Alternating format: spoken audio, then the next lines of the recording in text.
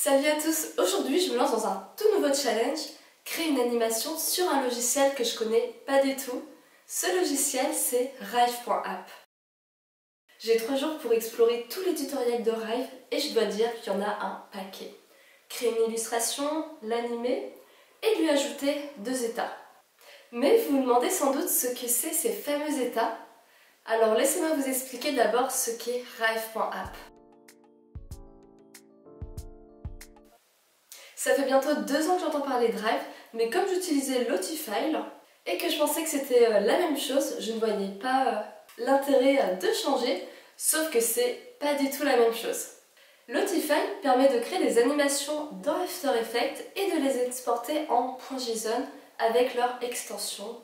Ces fichiers sont des animations légères, faciles à intégrer dans des sites web, et en programmation, tu peux appeler ces animations dans le code pour les déclencher lors d'un clic par exemple. À la différence de Lotifile, Rive.app permet de créer et gérer toutes les interactions directement dans l'outil. Par exemple, lors du survol d'un bouton, il peut se passer ça, lors d'un clic, ça. Vous l'avez compris, c'est au designer de définir les différents états et événements dans Rive, ce qui simplifie un peu le processus pour les développeurs. Et franchement, ça a l'air super bien et très pratique pour ceux qui font des sites web ou même des jeux vidéo. On ne va pas se mentir, regarder les tutoriels, ce n'est pas la partie la plus excitante, surtout quand on découvre un nouvel outil, mais ça reste une étape essentielle pour bien la comprendre. Heureusement, Rive propose sur son site une documentation complète pour ceux qui souhaitent prendre l'outil en main, que ce soit pour les développeurs ou les designers. Le tout est accompagné de tutoriels sous forme de texte et de vidéos. D'ailleurs, je vous conseille de regarder leurs vidéos sur YouTube, car certaines ne sont pas incluses dans la documentation. Je vous mettrai évidemment tous les liens en commentaire. Après avoir visionné les 88 vidéos en 2 après-midi en vitesse x2, pour avoir une vision globale sur tout ce que propose l'outil, je dois avouer que ça m'a un peu fatiguée, mais je suis surtout impressionnée. Normalement, j'aurais dû pratiquer en même temps que je regardais les vidéos, mais le défi doit se faire en 3 jours, donc je n'ai pas eu trop le choix. Comme je ne connais pas encore le logiciel, je vais commencer par quelque chose de simple.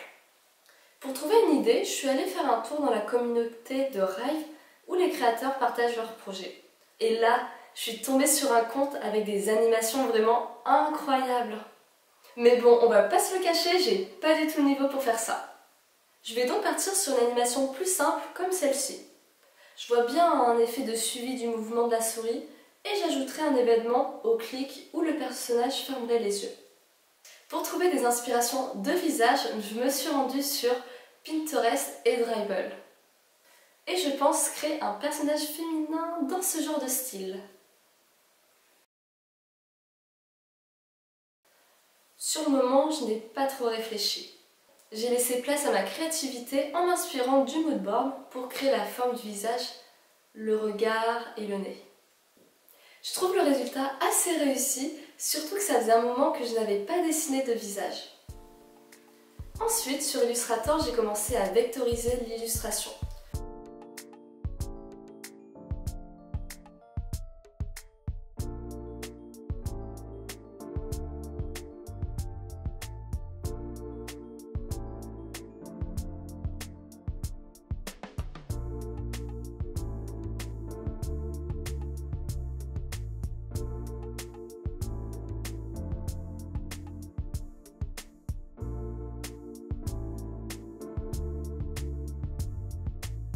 Au départ, je pensais faire quelque chose de plus basique, mais j'ai finalement décidé d'ajouter un peu de relief, d'ombre et de lumière.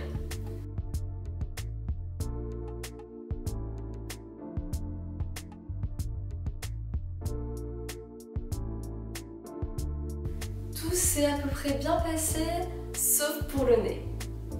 J'avais du mal à le rendre vraiment beau.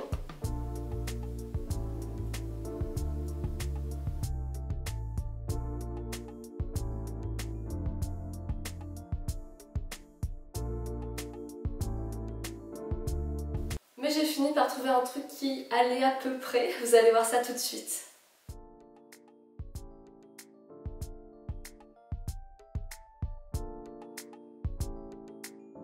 On passe à l'étape que j'appréhende le plus, l'animation. En tout cas, c'est le même genre d'interface que Figma. Il suffit de créer un plan de travail, d'importer ses fichiers d'illustration en SVG, de gérer les calques et de les repositionner. Pour la première animation, afin de faire cligner les yeux du personnage, il faut bien positionner le point d'ancrage au centre des yeux.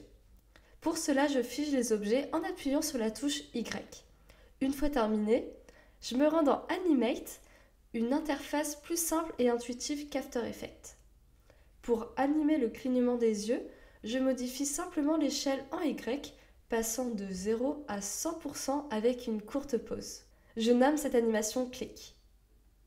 Maintenant, dans la Select Machine, j'ajoute un input de type trigger que je nomme clic.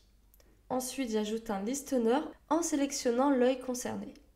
Dans le panneau en bas à droite, je relie cet œil à l'input clic pour que l'animation se déclenche lors d'un clic. Enfin, en cliquant sur la flèche, j'ajoute une condition avec le trigger clic. Et voilà, en lançant la lecture, les yeux clignent dès qu'on clique. Pour l'animation du suivi du visage, c'est un peu différent. Je mets l'animation qu'on vient de faire de côté. Pour la créer, je me suis servi de ce tutoriel qui était vraiment très bien expliqué, donc je vous le mets en commentaire. La première chose à faire est de préparer son document. Dans les calques où il y a le artboard, je groupe bien tous les éléments en les renommant également. Ici, je l'appelle Woman.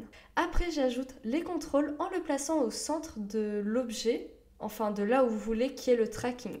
Je n'oublie pas de mettre le style en target et de renommer cet élément en contrôle front.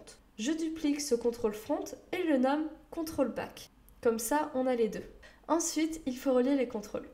Pour ça, j'ajoute une constraint translation à control back. Je mets la target sur le control front et le string à moins 100% pour qu'il aille dans l'autre sens. Je vérifie bien que c'est relié en sélectionnant et bougeant le control front. Le but ici, c'est que les deux points soient en décalé. Comme ça, après, il suffit juste de placer les calques sur tel contrôle pour qu'on ait cet effet de mouvement. L'étape suivante est de placer tous les points d'ancrage des éléments au centre de contrôle front. Comme tout à l'heure, j'appuie sur Y pour freeze et le déplacer. Je relie maintenant les calques au contrôle. Je sélectionne l'élément, j'ajoute une constraint translation, je change la target sur le contrôle front ou contrôle back en fonction d'où on veut que l'objet aille lors du déplacement. Je change la string. À savoir, plus c'est faible, moins ça va bouger. Ici, on peut mettre à 30%. Et je répète cette même opération pour tous les objets. En sachant que dans cet exemple, il était préférable de mettre la target sur le calque nez, sauf pour les éléments derrière où on va les mettre plutôt sur le control back. On ajoute un dernier élément dans l'artboard, un rectangle, on le renomme en hit et on n'oublie pas de le cacher. La dernière étape est de se rendre dans Animate et sélectionner Hit. Je crée de nouveau un listener où j'indique pointeur Move.